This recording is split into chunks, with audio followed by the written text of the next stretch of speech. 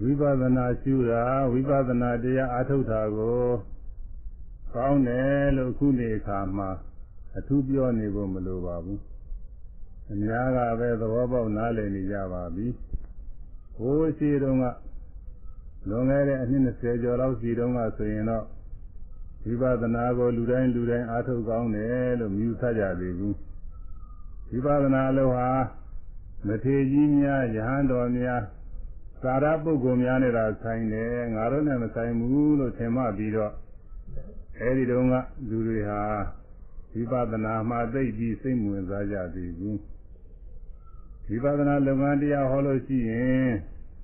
လူတွေနဲ့မထိုက်တန်တာကိုဟောသလိုဖြစ်ပြီးတော့နေတယ်အဲဒီတုန်းကဘုန်းကြီးတို့ကလည်းဝိပဿနာကိုစပြီးဟောပါစရှိသေးတယ်ဒါကြောင့်အဲဒီတုန်းကဆိုရင်တော်တော်ကိုတိုက်တွန်းပြီးဟောရပါတယ်ဒါပေမဲ့အခုတော့ဝိပဿနာအလုပ်ဆိုတာဟာလူတိုင်းအားထုတ်ကောင်းတယ်တရားအားထုတ်ရင်ဝိပဿနာအလုပ်ဟာအကောင်းဆုံးပဲလို့လူတွေကဒီလိုသဘောပေါက်နေကြပါပြီဒါကြောင့်တရားဟောမယ်ဆိုလို့ရှိရင်တရားနာမဲ့လူတွေကဝိပဿနာတရားကိုဟောပါဗျာလို့ဒီလိုတောင်းလျှောက်ထားကြသေးတယ်ဒါပေမဲ့လို့ဝိပဿနာလုပ်ငန်းစဉ်ရိုးရိုးလေးဟောရင်တချို့ကကောင်းမနာတတ်ကြဘူးတရားနာနေရင်ကတောင်တချို့ကထသွားတတ်ကြတယ်အဲဒီလိုထသွားတဲ့လူတွေကိုလည်းအပြစ်တင်ကြတော့မရှိပါဘူးဘာကြောင့်လဲဆိုရင်သူတို့မှနားလည်နိုင်တဲ့အသိဉာဏ်အခြေခံကမှမရှိသေးတဲ့ဟာကိုတချို့ကသမထကိုဝိပဿနာအနေနဲ့ယုံကြည်ပြောဟောနေကြတယ်တချို့ကလည်းဝိပဿနာအစစ်ကိုသမထလိုပဲထင်နေကြတယ်ဘာမှမဟုတ်ဘူးလို့လည်းတချို့ကပြောဆိုနေကြတယ်တချို့ဟောတဲ့ဝိပဿနာကသာသံပေတံပြောင်းတော့လဲတကယ်အားထုတ်ပြီးကိုယ်တွေ့သိဖို့ကြတော့မဖြစ်နိုင်တဲ့လုပ်ငန်းစဉ်တွေဖြစ်နေတယ်ဒါကြောင့်တချို့ပုဂ္ဂိုလ်တွေမှာဝိပဿနာနဲ့စပြီးမဝေကွဲနိုင်ပဲရှိနေကြတယ်ဒါကြောင့်ဒီကနေ့ဝိပဿနာအကြောင်းကောင်းကောင်းသဘောပေါက်သွားအောင်လို့ဝိပဿနာအခြေခံတရားကိုဟောရမယ်အခုဟောပြောမဲ့ဝိပဿနာအခြေခံတရားဟာဒူဒူလေးနဲ့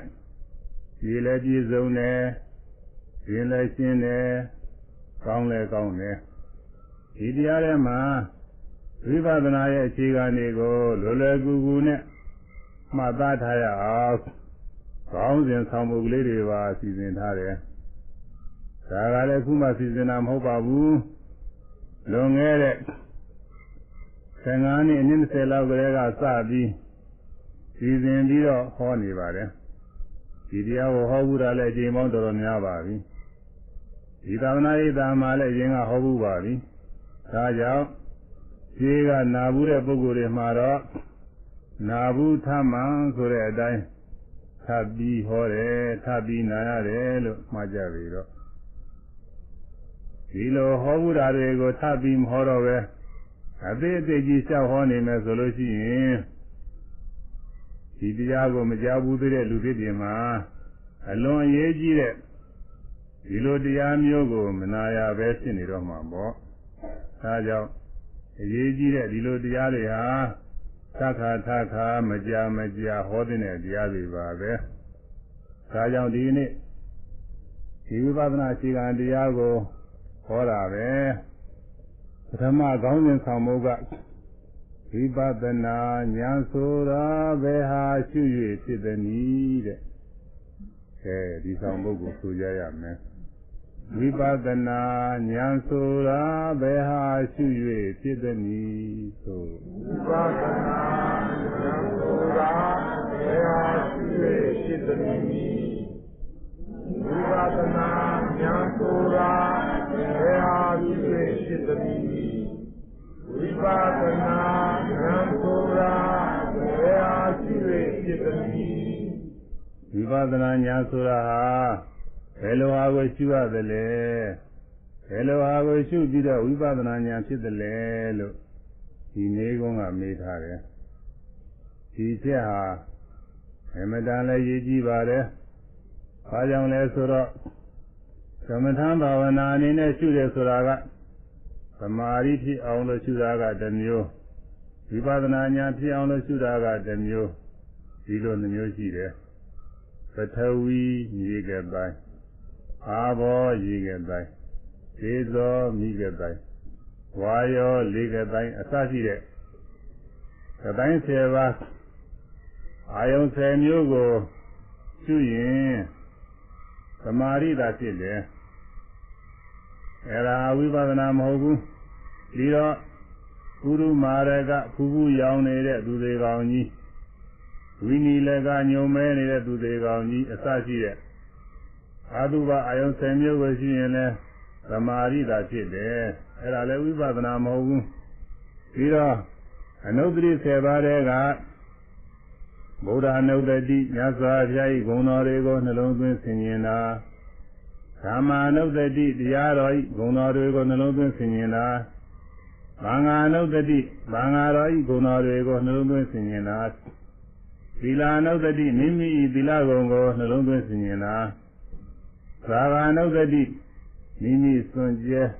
ဒေကံလှူဒါန်းမှုတဲ့ဒါနဂုဏ်ကိုနှလုံးသွင်းဆင်ခြင်တာဧဝဒာနုတ္တိနတ်တို့ရဲ့ဗဒာသီလအစရှိသောဂုဏ်နဲ့ဥပမာပြုပြီးတော့ဒီမှာရှိတဲ့ဗဒာသီလအစရှိသောဂုဏ်တွေကိုနှလုံးသွင်းဆင်ခြင်တာဥပသမနုတ္တိနိဗ္ဗာန်ရဲ့ဂုဏ်ကိုနှလုံးသွင်းဆင်ခြင်တာမရဏနုတ္တိသိခြင်းတရားသိခြင်းအကြောင်းကိုနှလုံးသွင်းဆင်ခြင်တာဒါတွေဟာသမာဓိဖြစ်တဲ့အလုပ်တွေပဲဝိပဿနာဉာဏ်ဖြစ်တဲ့အလုပ်မဟုတ်ဘူးပြီးတော့ကာယကတသတိခံမင်းမွေးညင်းခြေသက်လည်းပဲသွားအရေးအသားအကျော်အယိုးရိုးရင်းချင်းစီအညှို့စသည်ဖြင့်ကိုယ်ထဲမှာရှိနေတဲ့32မျိုးသောအဖို့စုတွေကိုနှလုံးသွင်းဆင်ခြင်ပြီးရှုနေတာလဲသမာဓိဖြစ်တဲ့လို့ပဲဝိပဿနာဉာဏ်ဖြစ်တဲ့လို့မဟုတ်ဘူးပြီးတော့သတ္တဝင်တဲ့ကိုရှုရတဲ့အာနာပါနာတတိဆိုတာလဲသမာဓိကမ္မထာမယ်သို့ပေမဲ့ဒီအာနာပါနာကမ္မထာမှာတော့ဝိပဿနာဉာဏ်ဖြစ်အောင်ရှုတဲ့နည်းလည်းရှိပါတယ်ဒါပေမဲ့ဝိသုဒ္ဓိမေကသမာဓိကမ္မထာနဲ့မှာပြထားလို့ဘုန်းကြီးတို့ကလည်းပဲသမာဓိကမ္မထာလို့အမည်ပေးလိုက်ရတာပဲပြီးတော့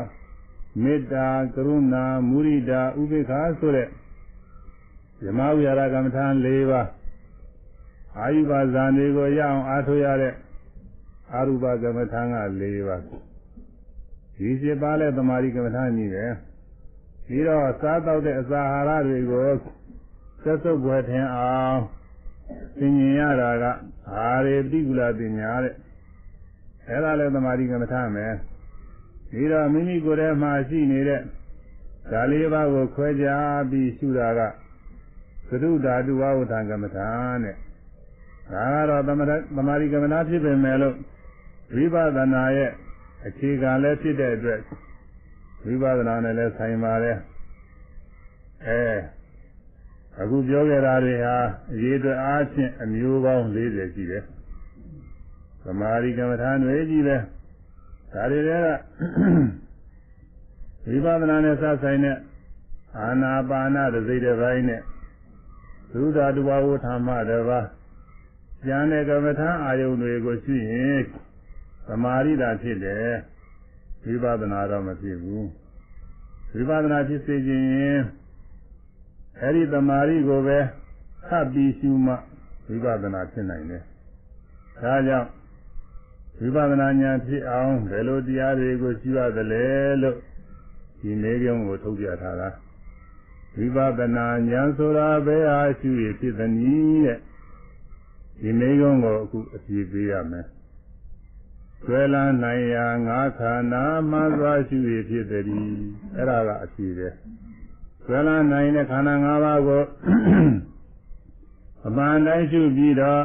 ဝိပဿနာဉာဏ်ဖြစ်ပါတယ်တဲ့ဘတ်တော်ရရဲ့သဏ္ဍာန်မှာရှိနေတဲ့